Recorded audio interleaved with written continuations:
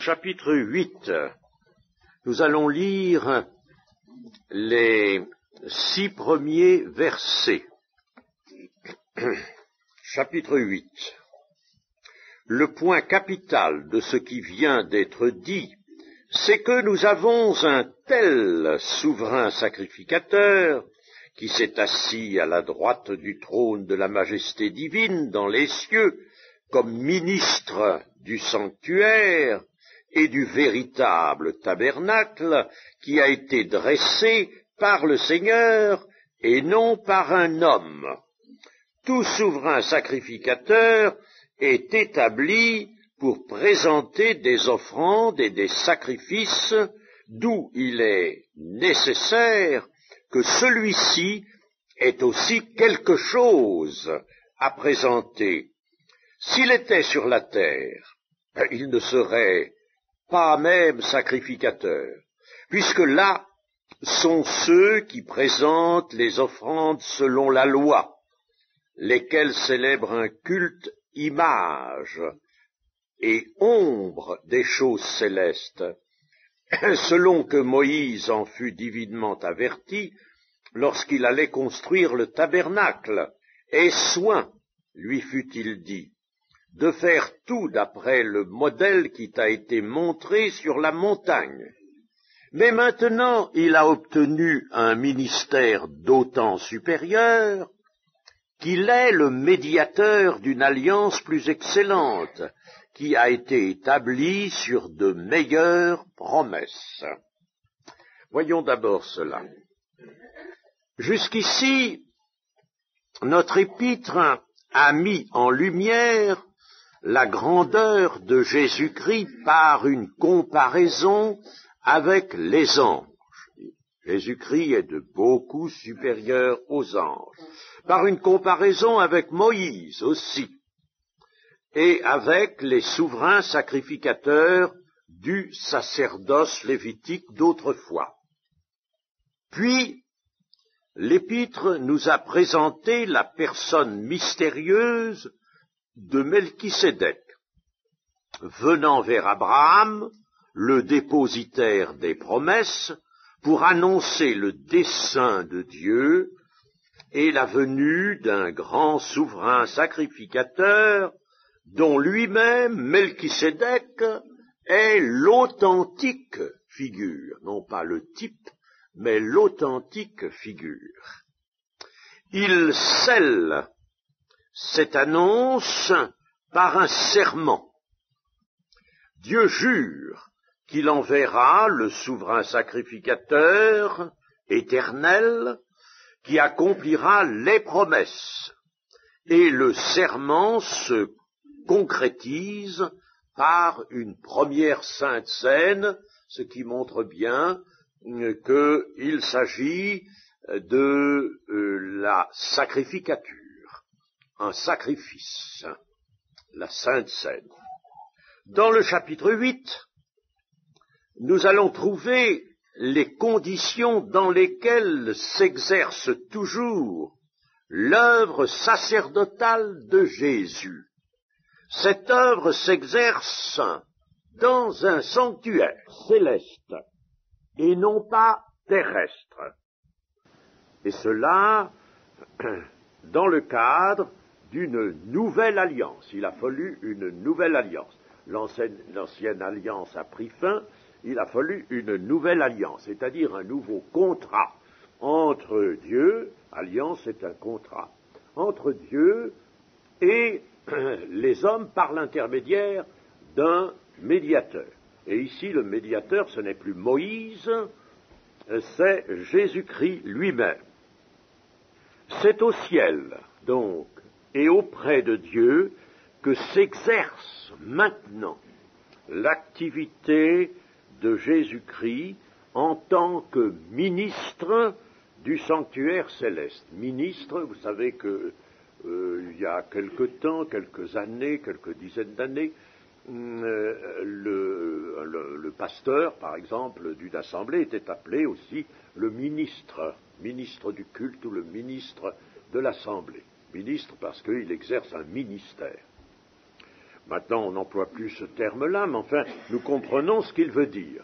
Le ministre, celui qui officie, si vous voulez. Alors, cela dans un sanctuaire céleste. Et ce sanctuaire céleste a donc une entière réalité, et il n'est pas un symbole. Là encore, on se trouve en présence de ces erreurs d'interprétation, et ces erreurs d'interprétation sont dues toujours à une foi bien insuffisante. Il ne s'agit pas d'un symbole. Il y a des gens qui ont écrit ça, n'est-ce pas? Sanctuaire céleste, c'est un symbole. Alors, le Seigneur Jésus est un symbole aussi. Parce qu'on ne voit pas le Seigneur faire quelque chose au milieu d'un symbole. Si moi je vous disais, tout à l'heure vous allez souper, eh bien, on va vous faire souper dans un symbole. Vous préférez un bol qu'un symbole, n'est-ce pas? Ça ne... je sais pas moi, ça n'a pas de sens, n'est-ce pas? On dit des choses qui n'ont pas de sens.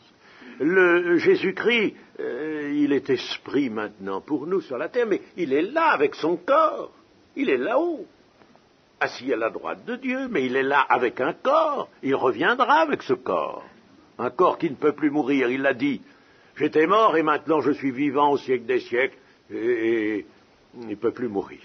Bon, donc il est là avec son corps de ressuscité, son corps qui sera vu quand le moment apparaîtra.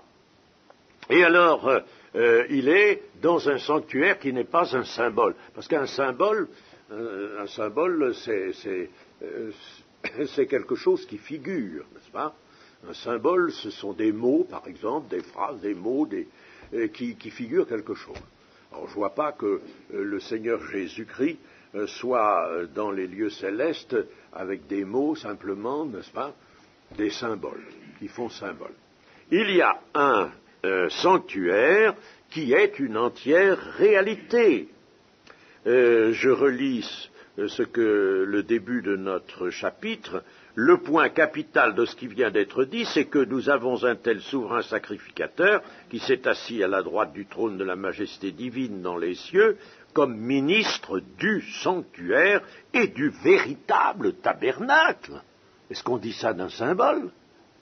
Et du véritable tabernacle qui a été dressé, il a été dressé par le Seigneur et non par un homme.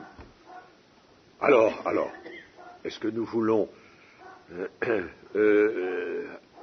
recueillir la parole de Dieu parfois, ou si nous interprétons, nous, parce que nous ne comprenons pas qu'il y a des gens qui ne comprennent pas qu'il y a un sanctuaire dans les cieux. Oh, c'est un symbole. D'ailleurs, les cieux, ça n'existe pas. Les cieux, c'est un principe. On nous détruit tout. Chers amis, recevons la parole de Dieu telle qu'elle est. Nous avons vu en étudiant l'Apocalypse qu'il y a une cité réelle, bien réelle. Eh bien là, nous avons un sanctuaire, il nous est parlé d'un sanctuaire qui est bien réel puisque c'est le véritable tabernacle et qui a été dressé, il est dressé par le Seigneur et non par un homme.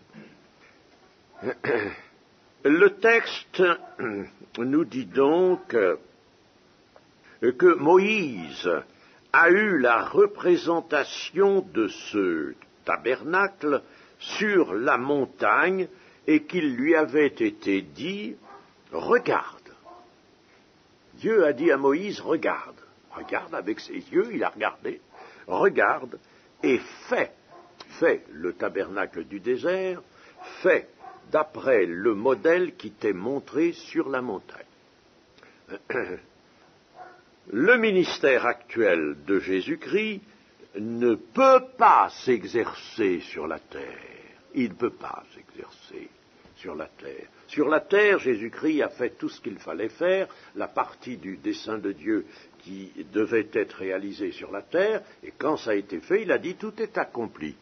Il n'y a plus rien à accomplir sur la terre. n'y a plus que des choses à accomplir dans le ciel. Mais sur la terre, c'est fini. Tout est accompli. Jésus avait fait tout ce qu'il fallait. Maintenant, il fallait qu'il retourne au Père. Et il est retourné. Le sacerdoce du Seigneur, le ministère actuel du Seigneur, ne peut s'exercer qu'auprès de Dieu. Qu'auprès de Dieu, à la droite de Dieu. Le sacerdoce terrestre, qui était prévu et défini par la loi de Moïse, avait un caractère figuratif et prophétique. Il nous est dit que ce culte présentait l'image et l'ombre des réalités célestes. Je relis cela. S'il était sur la terre, il ne serait pas même sacrificateur.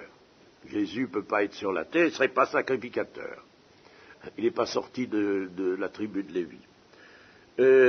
Puisque ce sont là ceux qui présentent les offrandes selon la loi, lesquels célèbrent un culte, image et ombre des choses célestes, selon que Moïse en fut divinement averti lorsqu'il allait construire le tabernacle. Et soin lui fut-il dit de faire tout d'après le modèle qui t'a été montré sur la montagne.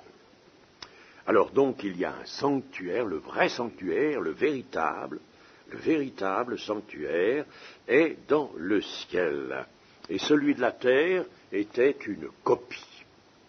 Pour le temps des ombres, pour le temps de la figuration au milieu du peuple d'Israël, il fallait que le peuple d'Israël ne pouvait pas directement avoir accès à un sacerdoce. D'ailleurs, il n'aurait pas saisi. Il fallait que Jésus fût incarné avant. Puis là, il y avait un long moment de préparation. Alors, ce qui devait être accompli sur la terre l'a été parfaitement. Jésus est retourné vers son Père, et cela à l'avantage de l'Église, à notre avantage. Jésus avait dit, « Il vous est avantageux que je m'en aille. Ne cherchez pas à me retenir ici, n'est-ce pas, ou à désirer de tout votre cœur que je reste ici. Il vous est avantageux que je m'en aille. » Sur la terre, Jésus-Christ, nous l'avons lu, ne serait pas même sacrificateur, car il ne peut pas être placé dans les conditions de la loi de Moïse, n'étant pas, c'est la première chose à signaler, un descendant de Lévi. D'autre part, Jésus n'aurait aucune offrande sur la terre, il n'aurait aucune offrande légale à présenter. Aucune offrande légale. Il ne va pas faire immoler des animaux, faire offrande d'animaux sur l'autel. Il n'a pas d'offrande légale à présenter. Son ministère, à lui, ne peut être que céleste. Bien sûr, Jésus-Christ s'est offert lui-même. Il est donc souverain sacrificateur et victime, tout à la fois. Ça, c'est particulier à lui. Son offrande, c'est celle de son corps. Elle s'est faite sur la terre. Sa mort est tout d'abord à regarder dans les évangiles comme un événement historique. Cependant, cet événement ne reste pas enfermé dans le temps et l'espace. Du fait qu'il est historique, il s'est produit au milieu dans le temps et l'espace. Nous, sur la Terre, n'est-ce pas, nous sommes régis par le temps et l'espace. Il s'est produit là, donc, au milieu des hommes, dans le temps et l'espace. Mais, il ne reste pas, ce sacrifice de Jésus ne reste pas enfermé, prisonnier du temps et de l'espace. La mort du Fils éternel de Dieu sort des événements de la terre. Elle sort des événements purement humains et apparaît comme un grand acte de Dieu dont toutes les conséquences se trouvent enregistrées dans le ciel, hors du temps et de l'espace.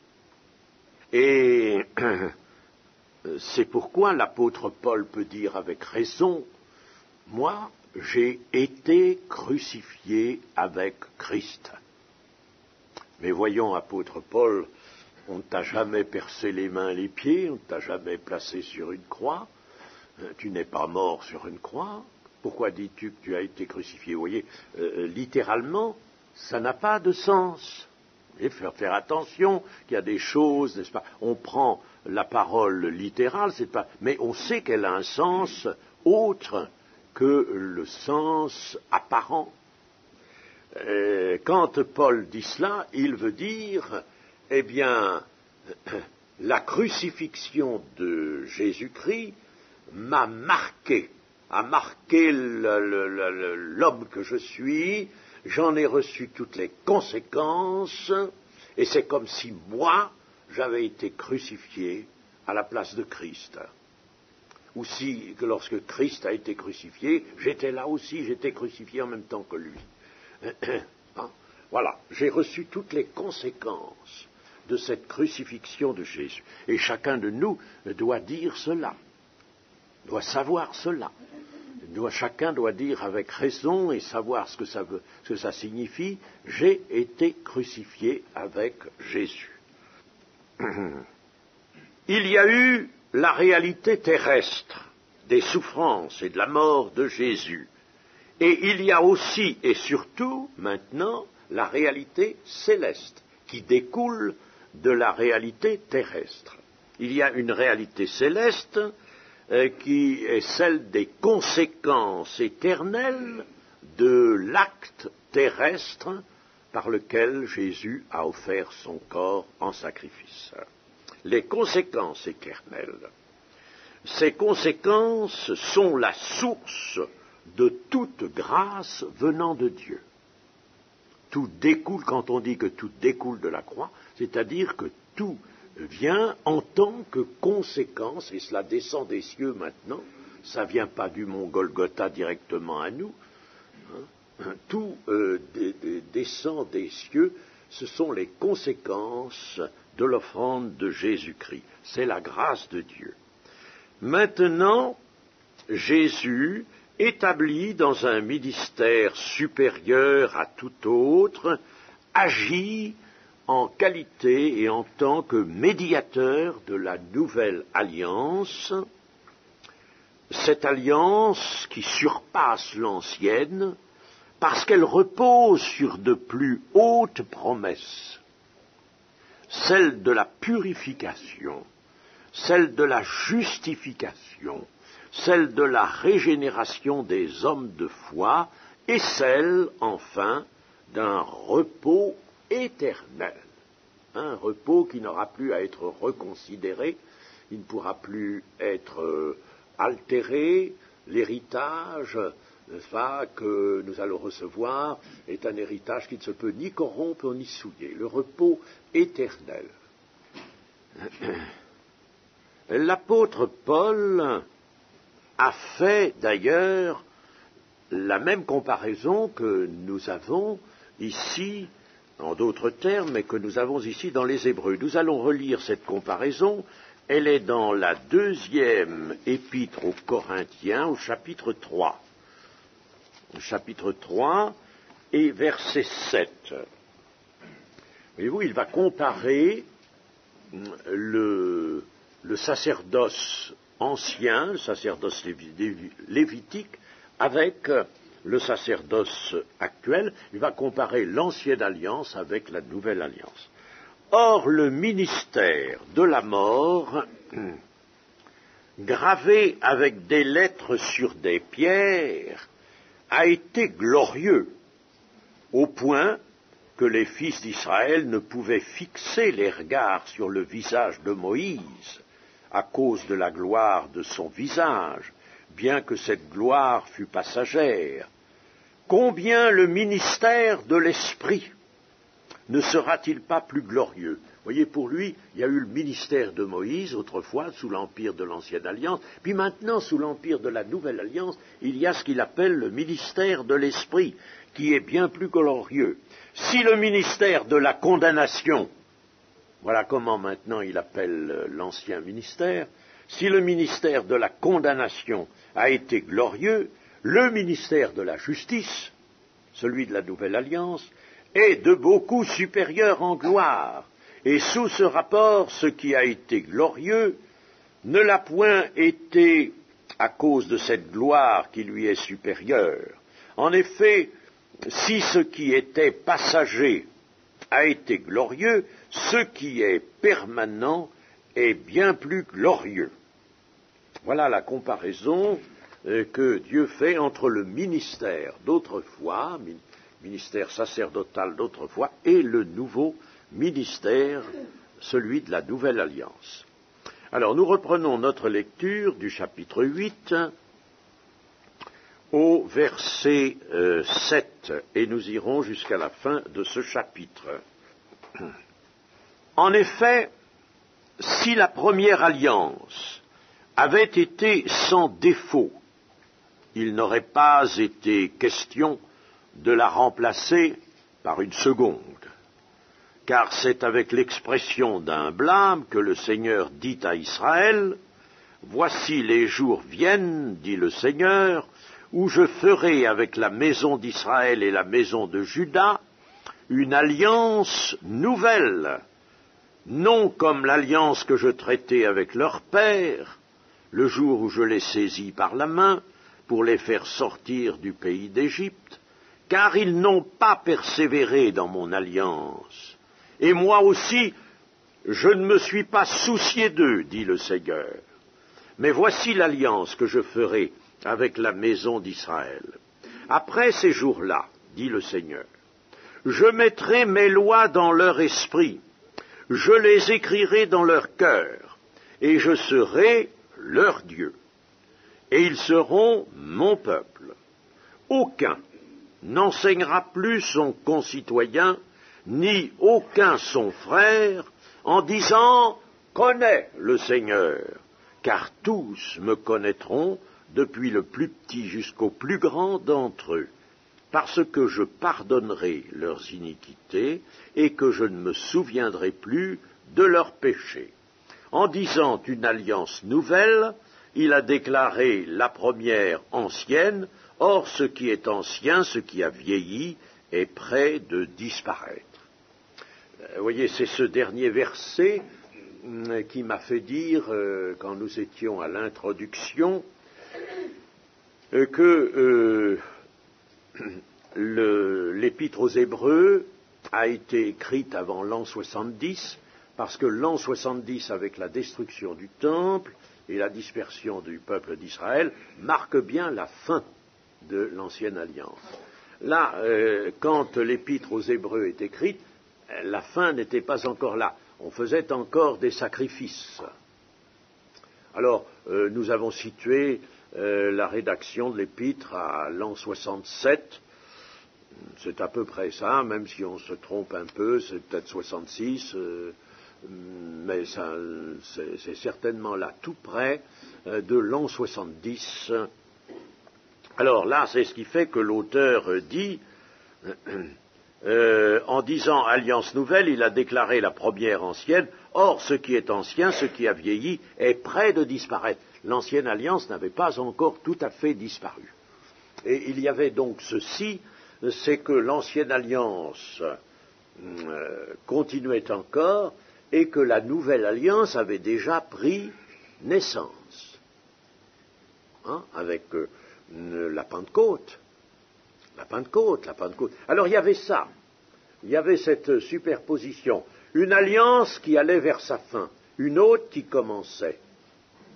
Et alors, maintenant que nous arrivons au temps de la fin, nous allons voir l'inverse. Nous allons voir la nouvelle alliance, celle de l'Église, alliance de la grâce, aller à sa fin, elle va prendre fin. Quand il y aura l'enlèvement de l'Église, c'est fini. C'est fini la nouvelle alliance.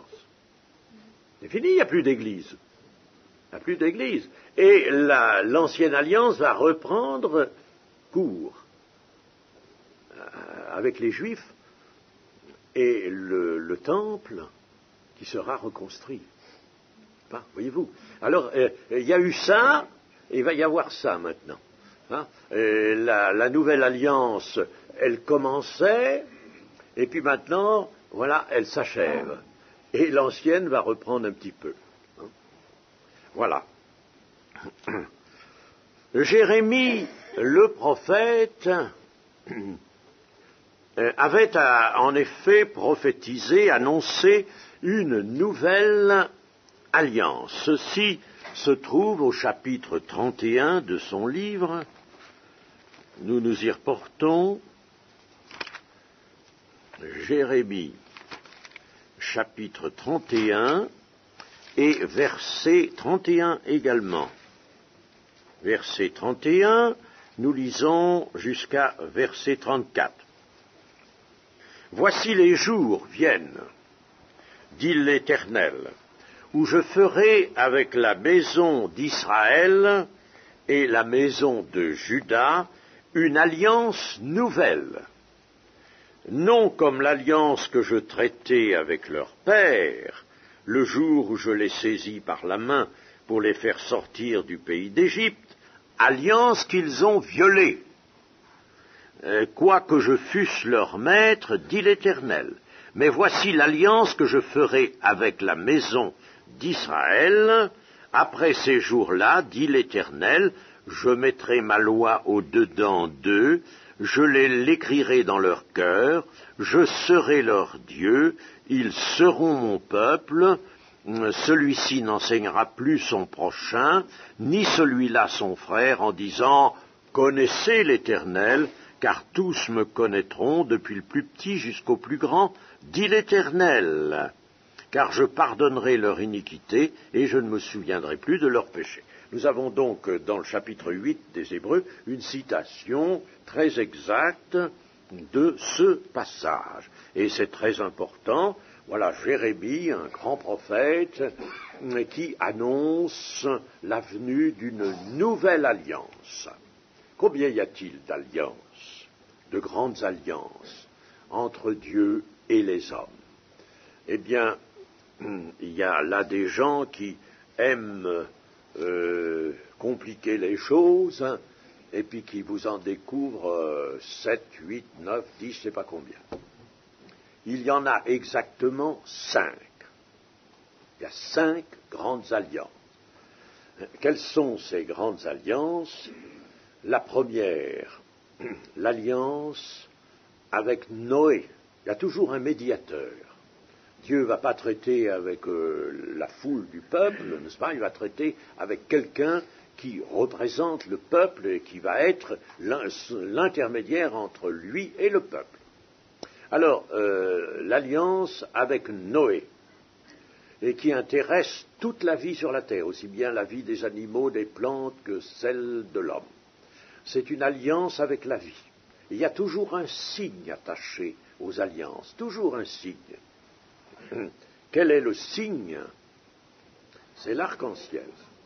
Je mettrai mon arc dans la nue, je le regarderai et je me souviendrai de mon alliance avec la vie.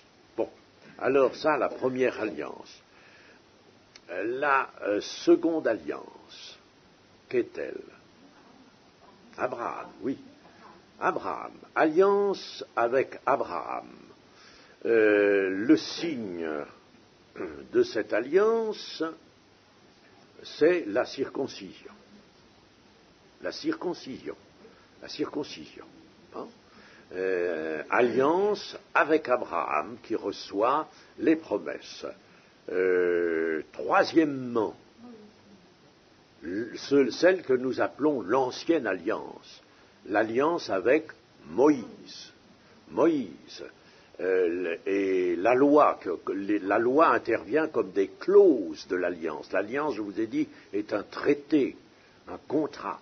Et la loi forme l'ensemble des clauses de cette alliance. Et quel est le signe de cette alliance? Non. Quoi? La quoi? L'arche de l'alliance? Non. C'est un moyen, ça. Comment? J'entends pas bien. Non, ce sont les clauses de l'alliance. Ah, oui, on ne le trouve pas souvent, on ne le connaît pas, celui-là, ce signe-là, c'est dommage.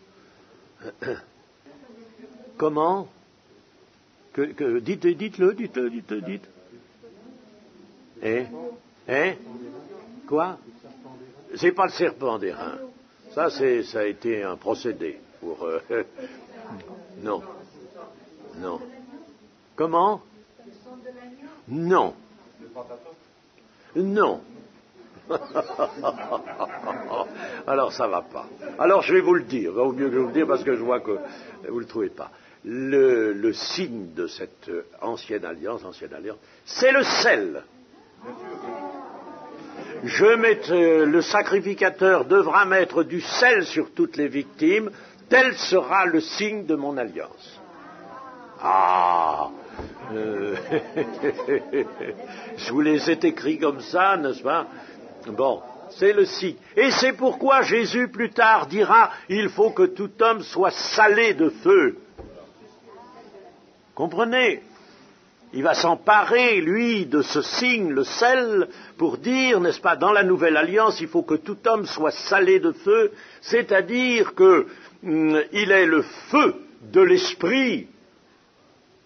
Il est le feu de l'esprit, et ce sera pour lui, n'est-ce pas, quelque chose qui correspondra au signe de l'ancienne alliance. Bon, sur toutes les victimes, il fallait donc du sel, c'est le sel. La 4e alliance, quelle est-elle? Nous avons dit qu'il y en avait 5. En étions à 3. Jacob, non. Qui ça?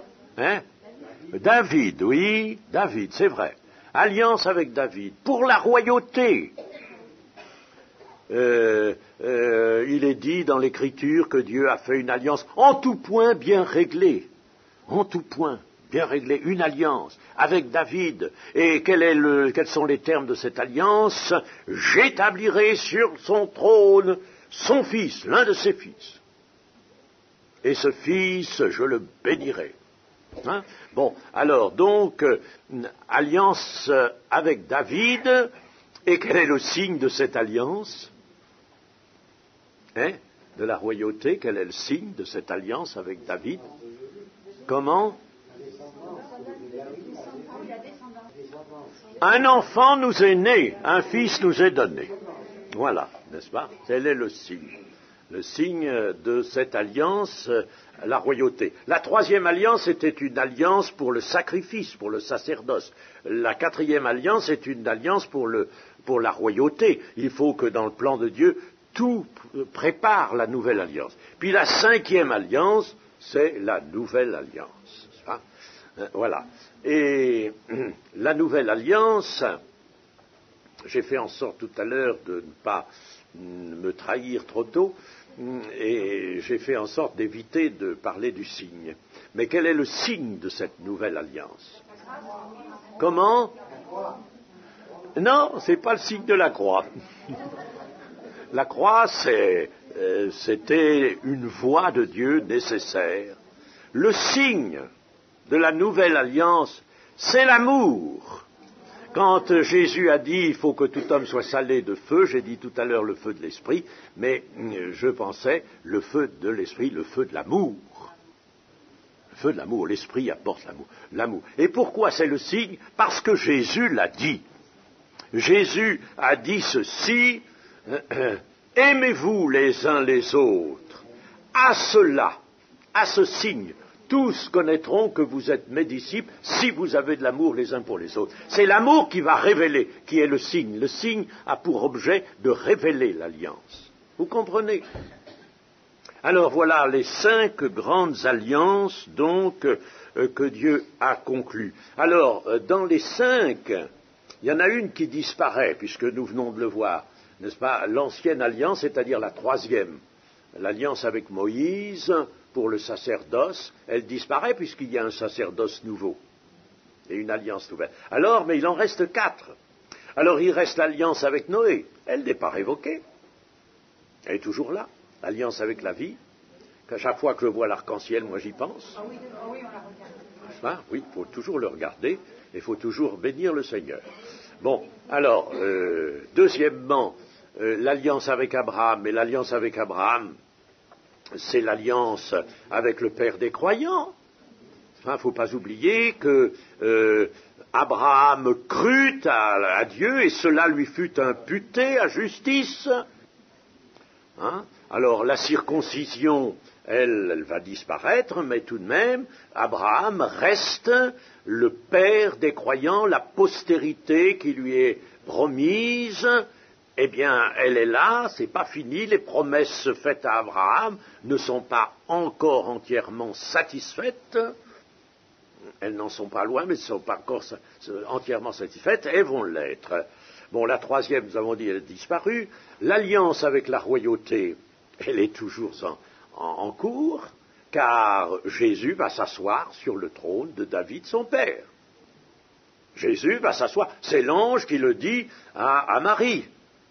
Il sera appelé fils du Très-Haut, il sera grand, il s'assiera sur le trône de David, son père.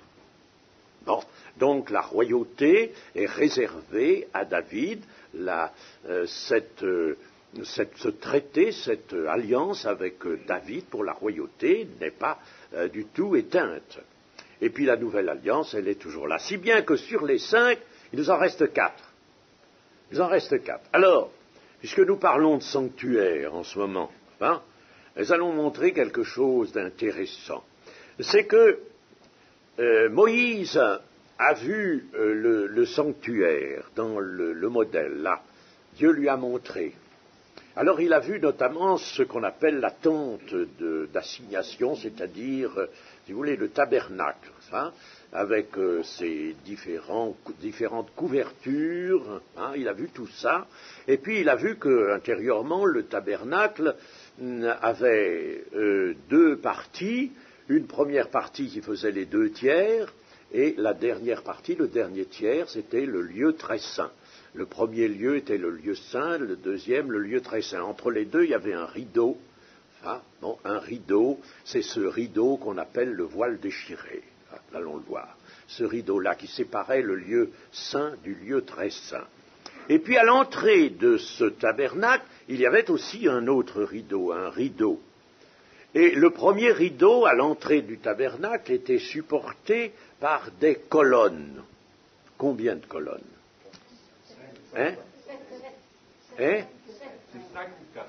Un des deux, n'est-ce pas? C'était 5, oui. C'était 5 colonnes. 5 colonnes. Puis alors le deuxième rideau, il était supporté par combien? Par 4. Par 4. Est-ce que vous ne voyez pas donc que de ce tabernacle, lui aussi, nous enseignait quelque chose, n'est-ce pas? Le rideau supporté par 5 colonnes, c'est important, les colonnes, ça joue un grand rôle, les colonnes. Un grand rôle. 5 colonnes, les 5 alliances qui supportent le tabernacle, l'œuvre de Dieu, l'œuvre de salut de Dieu. 5 d'abord, puis, quand on arrive au lieu très saint, à la nouvelle alliance, il n'y en a plus que 4. Il n'y a plus que 4 colonnes. Les 5 sont devenus 4. Pourquoi ça? Pourquoi il n'a pas mis 5? C'était la même largeur. Le tabernacle n'avait qu'une seule largeur, pas dans toute sa longueur. Voyez-vous? Donc c'est bien révélateur. Il y avait au début 5 colonnes, 5 alliances. Et quand on arrive au lieu très saint, pour la nouvelle alliance, il n'y a plus que 4 colonnes. Vous voyez que c'est bien ça. Bon. Alors, nous revenons à notre texte. Jérémie, donc le prophète, avait annoncé cette nouvelle alliance. L'ancienne alliance était la constitution, en somme, pour parler un peu le langage moderne, la constitution du peuple d'Israël. Elle réglait la vie sociale et religieuse de ce peuple. Le service de l'Éternel y prenait une grande place. On peut même dire que toutes les clauses de cette alliance, et elles sont importantes, nous les avons dans l'Exode, nous les avons dans le Deutéronome, les clauses de cette alliance étaient tournées vers l'Éternel. Et l'Épître aux Hébreux déclare que l'ancienne alliance n'était pas sans défaut. Ah, pourquoi elle n'était pas sans défaut? Dieu ne sait-il pas faire des choses parfaites? Comment peut-on comprendre que Dieu ait donné à son peuple une constitution imparfaite, une constitution qui présentait des défauts? Nous l'avons lu. Bon. Eh bien, l'ancienne alliance n'était que l'ombre de la pensée divine et seulement l'image de la réalité du tabernacle céleste. Il ne pouvait par conséquent y avoir entre elle et Dieu aucune continuité de nature. Notre épître déclare aussi au chapitre 9 et au verset 10, reportons-nous à ce verset, chapitre 9 et verset 10, il faut prendre la phrase en cours de route, et qui, avec les aliments, les boissons et les diverses ablutions, étaient des ordonnances charnelles imposées seulement jusqu'à une époque de réformation. Des ordonnances charnelles. C'est-à-dire que les dispositions qui étaient dictées par Dieu à Moïse pour ce temps-là, pour le temps d'Israël, allaient avoir d'heureuses conséquences sur le peuple d'Israël. Bien sûr, le peuple d'Israël, malheureusement, est sorti de l'Alliance, a méprisé l'Alliance, mais elle était destinée quand même, et puis il faut dire que quand même, il y a eu des Israélites qui ont obéi de leur mieux à l'Alliance, et en tout cas qui sont arrivés à la nouvelle Alliance, c'est-à-dire la venue de Jésus, en tant que personne de foi, comme le vieux Siméon, comme Anne la prophétesse par exemple. Mais l'ancienne alliance n'était donc que l'image de la réalité céleste. Il ne pouvait pas y avoir entre cette image et Dieu une continuité de nature. L'Épître déclare donc qu'elle avait été imposée uniquement pour un temps de préparatoire, jusqu'à une époque de réformation. Et en somme, cette loi, cette ancienne alliance, était un pédagogue, dira Paul, pour aller jusqu'à Christ, c'est-à-dire un premier enseignement. Le pédagogue, c'était celui qui préparait l'enfant à l'enseignement majeur qui allait lui être donné après lui. Il préparait, c'était un premier instituteur qui préparait l'enfant à recevoir l'enseignement complet et satisfaisant qui allait lui être donné par avant. Et le pédagogue, lui, il usait de toutes sortes de moyens, de petites images, pour faire comprendre bien des choses aux enfants, n'est-ce pas? Mais il n'enseignait pas, lui, il n'apportait pas l'enseignement définitif. Voilà la comparaison que Paul fait. L'ancienne alliance était un pédagogue pour aller à Christ, afin que vienne la justification par la foi.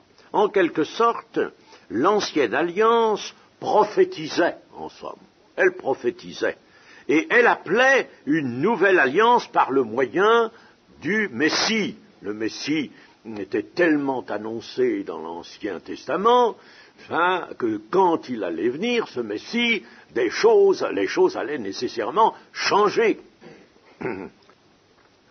Alors voyons maintenant le contenu de la nouvelle alliance. Israël n'avait pas persévéré dans l'alliance du Sinaï. Et l'un des éminents caractères de notre Melchisédek, je veux dire de Jésus-Christ, l'un des éminents caractères de notre Melchisédek est qu'il demeure éternellement, et il en est de même de ses rachetés. Ce qu'est le souverain sacrificateur, c'est ceux en faveur de qui il exerce son sacerdoce, sont comme lui, sont appelés à être comme lui, n'est-ce pas, ne pas connaître la mort, vivre éternellement. Mais, faisons une objection, la nouvelle alliance a-t-elle réussi à produire l'obéissance persévérante attendue par Dieu, ce que l'ancienne alliance n'avait pas pu faire, n'est-ce pas? Nous avons lu qu'il n'avait pas persévéré dans l'alliance de Dieu, il n'avait autrement dit pas obéi, mais est-ce qu'aujourd'hui l'Église qui est dans la nouvelle alliance a bien persévéré dans l'alliance de Dieu? Oh là, voilà un problème terrible. Voilà un problème terrible.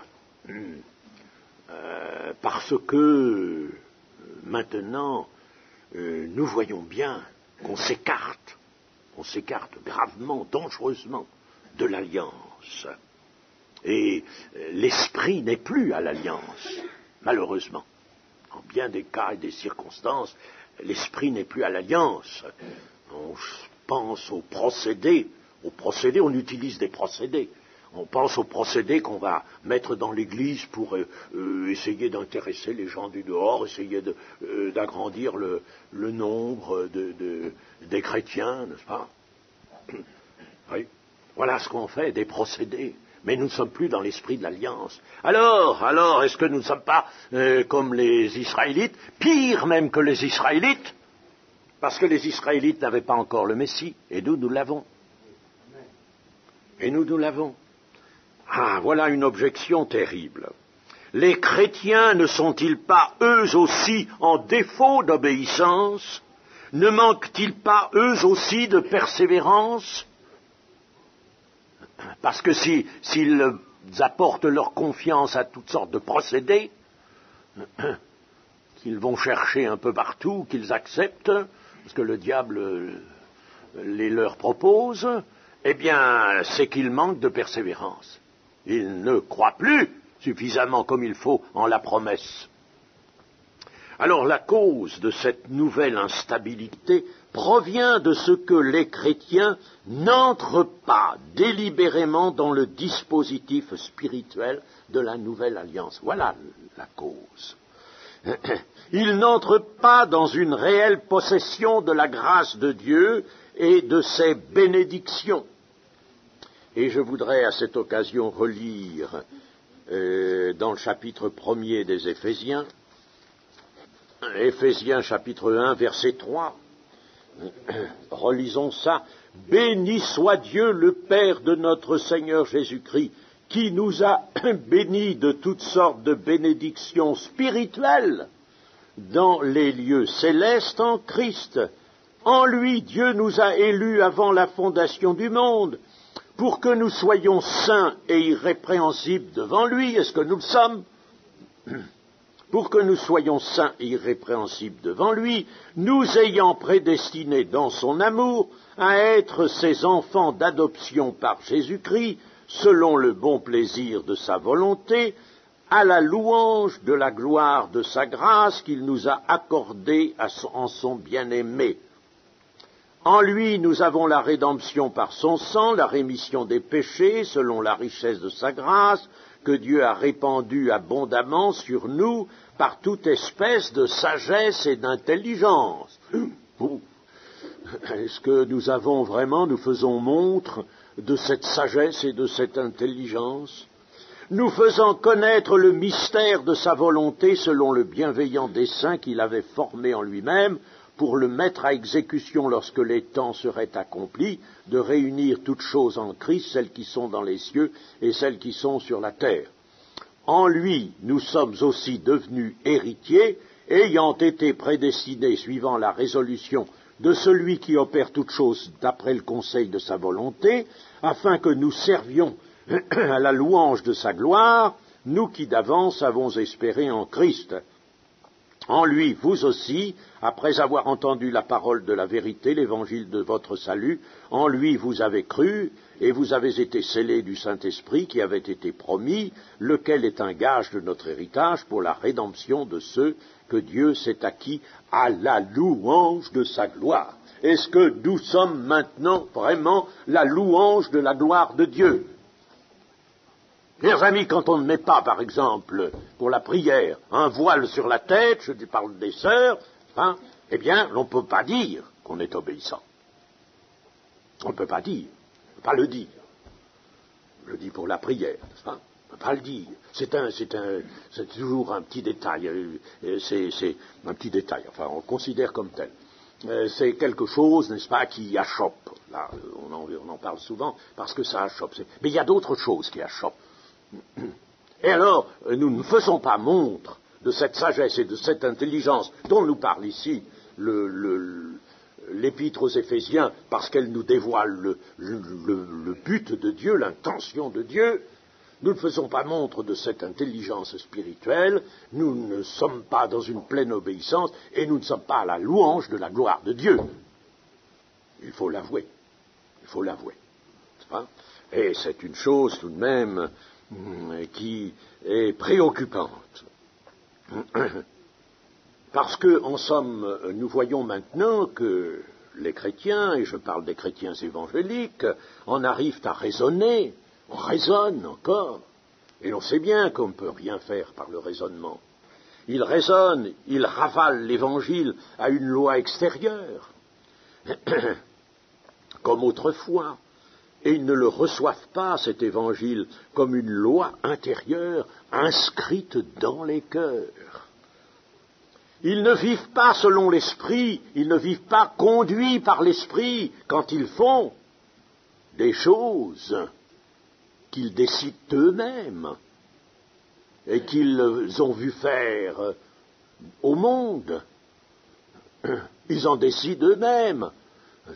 Il y a des choses qui se font dans le monde, n'est-ce pas? Il y a des festivals dans le monde. J'ai lu dans une revue du Monde, j'ai lu qu'il y avait actuellement une multiplication des festivals, l'été surtout, dans pas mal de villes de France et d'ailleurs. Eh bien, dans l'Église aussi, il y a des festivals. Allez, on fait des festivals. On fait des festivals et on a des artistes. C'est une chose scandaleuse. Une chose scandaleuse. C'est pas la peine de taire la chose, il faut au contraire la dire. Donc, on ne vit pas conduit par l'esprit quand on fait ces choses-là. On perd de vue ou on méconnaît que les lois de Dieu, c'est-à-dire sa volonté exprimée, doivent être présentes en notre esprit. C'est ce que le texte nous dit. J'écrirai mes lois dans leur esprit.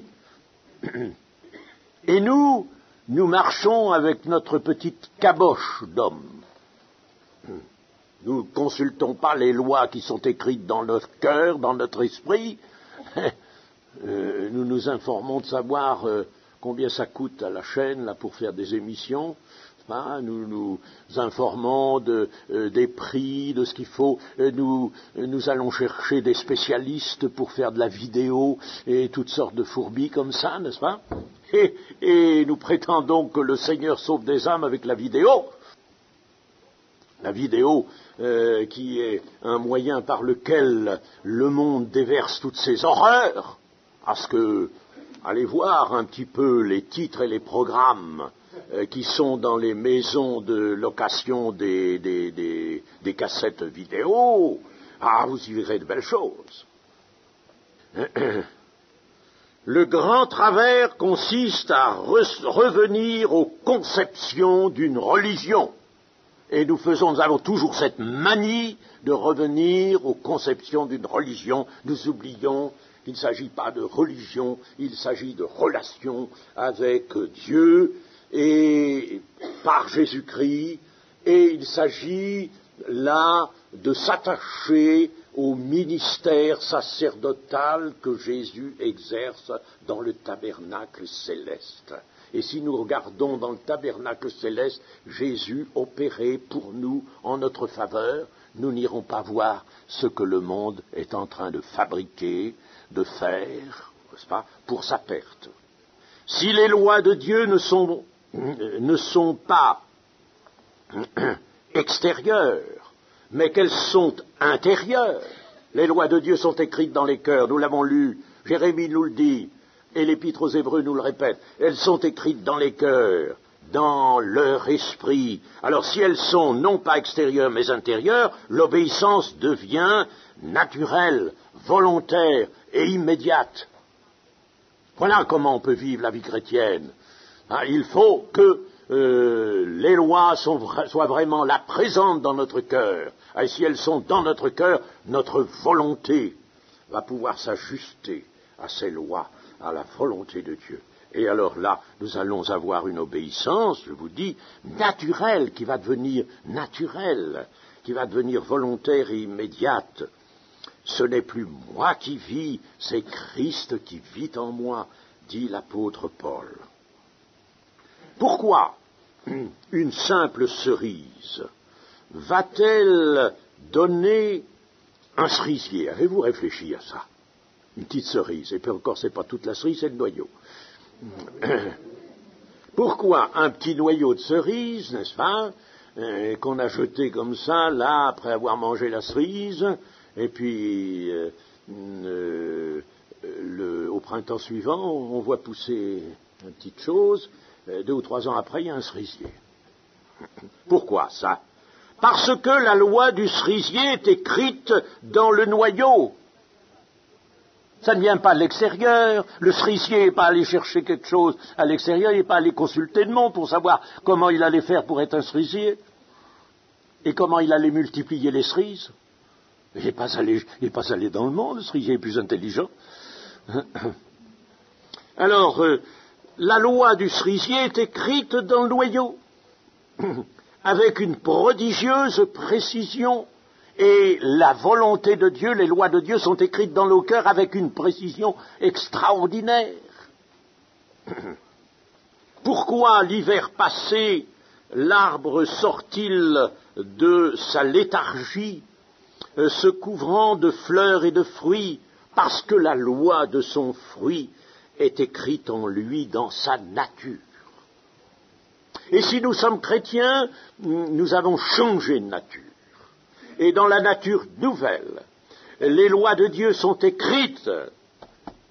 C'est ce que nous dit la parole de Dieu. J'écrirai mes lois dans leur cœur, je les écrirai dans leur esprit. Les lois de Dieu sont écrites là où il faut, dans notre esprit, dans notre nature. De même, si Christ habite en nous, il est là à pied d'œuvre. S'il habite en nous, on dit, moi, Christ habite en moi, je suis chrétien, Christ est en moi. C'est bien, on dit ça par la foi, c'est bien. Mais attention, on le dit par la foi, mais il faut que ça se traduise par quelque chose qui va se voir. Alors, si Christ habite en nous, Christ est là, avec son stylet, puis il a écrit les lois de Dieu. Il est venu, il a écrit, pas sur des tables de pierre, mais il a écrit sur la table de nos cœurs, il a écrit la loi de Dieu, qui conduit notre volonté dans le sens de la volonté de Dieu. Et cette loi fait partie de notre nouvelle nature. L'homme nouveau, c'est ça. Il est créé selon Dieu, dans une justice et une sainteté que produit la vérité. Le psalmiste savait déjà que là était la solution de la vie véritable. Le psalmiste savait. Quand il dit « Je veux faire ta volonté, mon Dieu, et ta loi est au fond de mon cœur ». Il savait que c'était là la condition. Ta loi est au fond de mon cœur. Alors moi je veux faire ta volonté, pour que faire ta volonté, il faut que ta loi soit au fond de mon cœur. Si elle n'est pas là au fond de mon cœur, je ne pourrais pas.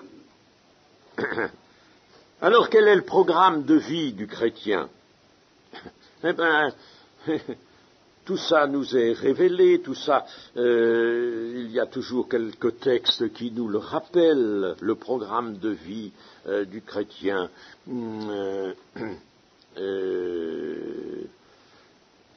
pouvons le prendre par exemple dans Luc au chapitre 1, au verset 75. Le programme de vie du chrétien, c'est servir Dieu sans crainte, en marchant devant lui dans la sainteté et dans la justice de temps en temps. Non, tous les jours de notre vie. Tous les jours de notre vie. Luc 1, 75. Voilà le programme du chrétien. Impossible, dira-t-on. Impossible. Un jour, j'étais sur un bateau, on discutait longuement avec un catholique. Ce qu'il y a de bien sur les bateaux, c'est qu'on a le temps. Ça arrête le temps un peu. Maintenant, les avions, ça va trop vite. Et alors, on discutait tous les deux. Ah, il était catholique, il voulait être catholique, il était content d'être catholique. Moi, j'étais évangélique. Et alors, nous parlions de l'évangile. Bon, il connaissait certaines choses, mais à sa manière. Alors, il me dit, mais mon cher monsieur, l'évangile, mais c'est inobservable. On ne peut pas observer l'évangile. Ah, ben alors, je lui dis quoi? Alors, le Seigneur nous demande des choses qu'on ne peut pas observer. Vous dites que c'est inobservable. Il dit, c'est inobservable, c'est impossible. Alors, il me cite différentes choses, n'est-ce pas? Pas possible. Ah, bon. Et je lui dis, mais écoutez, monsieur, alors, si le Seigneur nous a donné un évangile, des prescriptions, des conseils que nous ne puissions pas suivre, bah alors là, il nous a trompés. Est-ce que Jésus nous a trompés? Il dit non, monsieur, c'est que vous n'envisagez pas les choses sous le bon jour. Parce que si le Seigneur nous a dit que nous devions faire cela, vivre comme cela, n'est-ce pas, les qu'à relire, par exemple, le sermon sur la montagne, eh bien, c'est qu'il nous donnait en même temps la force et l'intelligence de le faire. Et je lui ai dit, si il faut que les lois soient écrites dans nos cœurs, est-ce que vous avez les lois de Dieu écrites dans votre cœur? Il m'a dit, je n'en sais rien. Alors, c'est ça, n'est-ce pas? C'est impossible, c'est vrai, mais l'impossible devient possible. C'est ça l'évangile. L'impossible devient possible. C'est bien ce que nous dit notre texte. Là, je mettrai mes lois dans leur esprit, je les écrirai dans leur cœur, et je serai leur Dieu, ils seront mon peuple. Aucun n'enseignera plus son citoyen, son concitoyen, ni son frère en disant « Connais le Seigneur, car tous me connaîtront ». Pas la peine de dire à un ami chrétien, un frère ou une sœur, dis donc, il faudrait que tu connaisses l'Éternel. Mais non, le fait qu'il est chrétien fait qu'il doit connaître l'Éternel. Il doit connaître Dieu. Et cette connaissance intime, il doit l'avoir. Il doit être en communion avec Dieu. La loi de l'esprit de vie en Jésus-Christ m'a affranchi de la loi du péché et de la mort, dit l'Écriture. Car, chose impossible à la loi, parce que la chair la rendait sans force, Dieu a condamné le péché dans la chair en envoyant à cause du péché son propre Fils dans une chair semblable à celle du péché, afin que la justice de la loi fût accomplie en nous, afin que la justice de la loi fût accomplie en nous, qui marchons non selon la chair, mais selon l'esprit. Romains 8, versets 2 à 4. C'est-à-dire, afin que les exigences de la loi soient réalisées en nous qui vivons, non plus selon notre propre nature d'autrefois, c'est ça la chair, mais selon l'esprit. Jésus n'a-t-il pas dit, si vous aviez de la foi comme un grain de sénévé, rien ne vous serait impossible. Rien ne vous serait impossible. Vous pouvez vivre l'Évangile, vous pouvez le vivre. N'est-il pas écrit, si quelqu'un est en Christ, il est une nouvelle créature. Il est plus qu'il était autrefois. Ou alors là, n'est-ce pas, la vie chrétienne n'est pas réelle si il n'est pas une nouvelle créature. Il faut qu'il soit une nouvelle créature. 2 Corinthiens 5, 17. Et recueillons la promesse de Dieu, je ferai une alliance nouvelle. Alors entrons dans l'alliance nouvelle, et en conséquence, dans le sanctuaire céleste, et la grâce de Dieu abondera en nous. Paul le dit bien que ce qu'il a fait en tant qu'apôtre, ce n'est pas lui qui l'a fait, non pas à moi. J'ai fait beaucoup de choses en tant qu'apôtre, mais non pas à moi, mais la grâce de Dieu qui est avec moi. Je serai leur Dieu, ils seront mon peuple, et tous me connaîtront. Voilà, ça, c'est dans les clauses de cette nouvelle alliance. Le principe en a été déjà révélé par Jérémie, et nous le retrouvons ici dans l'Épître aux Hébreux. La communion personnelle avec le Père et avec son Fils Jésus-Christ, c'est cela, connaître. Connaître, c'est cela, être en communion.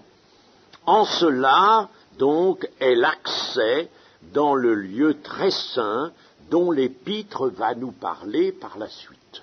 L'accès dans le lieu très saint. Il faut que nous allions là. Le peuple d'Israël, avons-nous rappelé, se tenait respectueusement bien éloigné du sanctuaire quand le souverain sacrificateur, revêtu des habits sacerdotaux, s'avançait dignement vers le tabernacle. C'était un moment, il y avait la nuée sur le tabernacle, c'était un moment solennel, mais le peuple était là, à distance. Nous sommes invités à entrer dans le tabernacle. Alors, comment parvenir à cette communion précieuse dont parle l'Alliance, puisque tous me connaîtront, et puis personne n'aura à dire à son frère « connais l'Éternel », tous me connaîtront. Pas la peine de dire ça. M'est arrivé un jour en Algérie de voir, de constater que une sœur s'ingéniait à apporter des sortes de conseils et voire même des prophéties en particulier à d'autres. Elle mettait d'ailleurs les gens sans dessus-dessous. Elle allait leur dire, moi, le Seigneur m'a révélé que ta fille, ceci, cela, ton fils, ou toi, ou ton mari, etc. Bon, elle nous semait là vraiment, n'est-ce pas, des choses mauvaises. Et quand j'ai appris ça, j'ai eu avec elle, bien sûr, une entrevue un peu orageuse. Et puis je lui ai relu ça et je lui ai dit, personne n'a à dire à son frère, connais l'Éternel, tous me connaîtront. Dans la nouvelle alliance, vous n'avez pas de ces commissions à faire. Vous n'avez pas de commission à faire. Vous pouvez vous exhorter les uns les autres au moyen de la parole. Vous y êtes invités à ça. Mais vous n'avez pas de commission. Je n'ai pas, moi qui exerce un ministère, je n'ai pas à aller dire à quelqu'un, dis donc toi, il faut que tu connaisses. Je dirai au peuple de Dieu, avec la parole, qu'il faut connaître. N'est-ce pas ? Mais je n'ai pas à apporter des commissions personnelles à l'un ou à l'autre. Personne ne dira à son frère, connais l'Éternel, parce que la règle est, dans la nouvelle alliance, que tous me connaîtront. Et il faut que chacun de nous ait à cœur de connaître Jésus-Christ. Pierre nous en parle bien, la connaissance de Dieu et de Jésus-Christ, c'est fondamental. Comment parvenir à cette communion précieuse ? Eh bien, pour y parvenir, il faut en prendre le chemin. Il faut en prendre le chemin. Et prendre le chemin, nous sommes devenus chrétiens, nous avons cette connaissance, mais elle n'est pas peut-être assez profonde, suffisante. Alors, prenons le chemin pour y aller. Et ce chemin, eh bien, Thomas a demandé, lui, où Jésus allait, parce qu'il se disait, s'il s'en va à Rome, par exemple, Bon, ben moi je vais y aller, je sais bien où c'est, je prendrai la carte et puis j'irai. Va. Dis-nous où tu vas, et puis cela nous suffit, a demandé Thomas. Mais Jésus lui a répondu non, non, non. Il a répondu, je suis le chemin. C'est pas la destination. Je vais pas te donner la destination pour que tu y ailles toi-même, tu peux pas. Je suis le chemin, la vérité et la vie. Nul ne vient au Père que par moi. Tu veux aller au Père? Oui, c'est bien, mais prends le chemin. Il n'y a qu'un chemin, un seul chemin. Je suis le chemin. C'est le chemin étroit. C'est celui de la soumission de l'esprit, de l'âme et du corps. C'est le chemin de l'amour. Voilà le chemin. Si quelqu'un m'aime, a dit le Seigneur, il gardera ma parole et mon Père l'aimera. Nous viendrons à lui et nous ferons notre demeure chez lui. Jésus a mis sa volonté à l'unisson avec celle de Dieu son Père, et il est entré dans le tabernacle céleste au-delà du voile qui sépare le lieu saint du lieu très saint.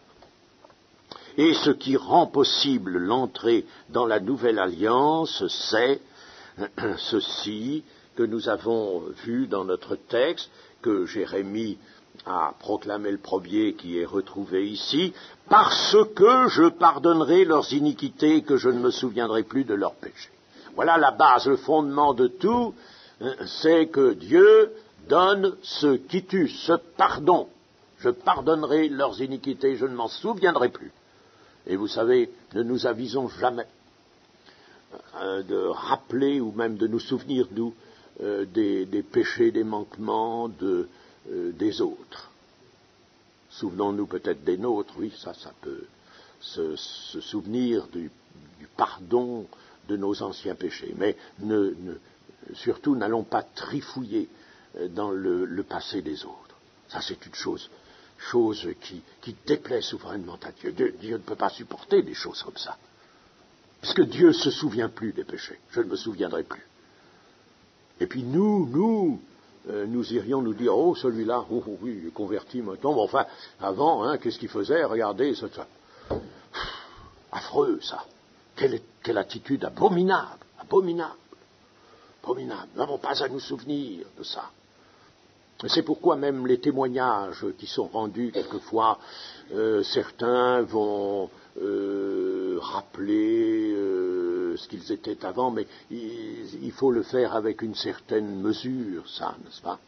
Bon, on peut rappeler qu'on était dans une mauvaise situation, on était vraiment dans le péché, n'est-ce pas? Bon, on peut caractériser un peu, mais il ne faut pas aller trop loin. Il ne faut pas aller trop loin. Il ne faut pas que ça devienne, ça se fixe dans le souvenir des auditeurs, des autres chrétiens qui entendent cela, parce que c'est gênant. Nous n'avons pas à connaître les choses qui sont du passé de notre frère ou de notre sœur, parce que Dieu ne se souvient plus de leurs péchés ni des nôtres. Le pardon des péchés est là comme une base, une condition première que Dieu s'est imposée à lui-même, parce que je pardonnerai leurs iniquités, je ne me souviendrai plus de leurs péchés. Voilà pourquoi j'écrirai les lois dans leur cœur, dans leur esprit. Voilà pourquoi ils me connaîtront, parce que, à la base de tout, je pardonnerai leurs péchés. Et ce pardon, c'est l'œuvre du Fils, et son sacerdoce céleste en conserve le fruit. Le Fils nous a justifiés, il nous a apporté le pardon, il nous a lavés, il nous a sanctifiés, mais il conserve le fruit par son sacerdoce. Et voyez combien nous avons besoin de ce sacerdoce, besoin de nous tourner vers le sacerdoce, besoin d'être là, dans le lieu céleste. C'est ça maintenant notre vie chrétienne, chers amis, et nous l'avons prise à l'envers, nous l'avons prise du côté matériel, du côté contingent, nous l'avons prise au milieu du mouvement et des tribulations de ce monde. Nous l'avons prise du côté de nos petites préoccupations matérielles. C'est pas ça, la vie chrétienne, c'est d'être là, présent, dans le tabernacle où Jésus-Christ exerce son ministère de souverain sacrificateur. À lui la gloire et l'honneur. Amen.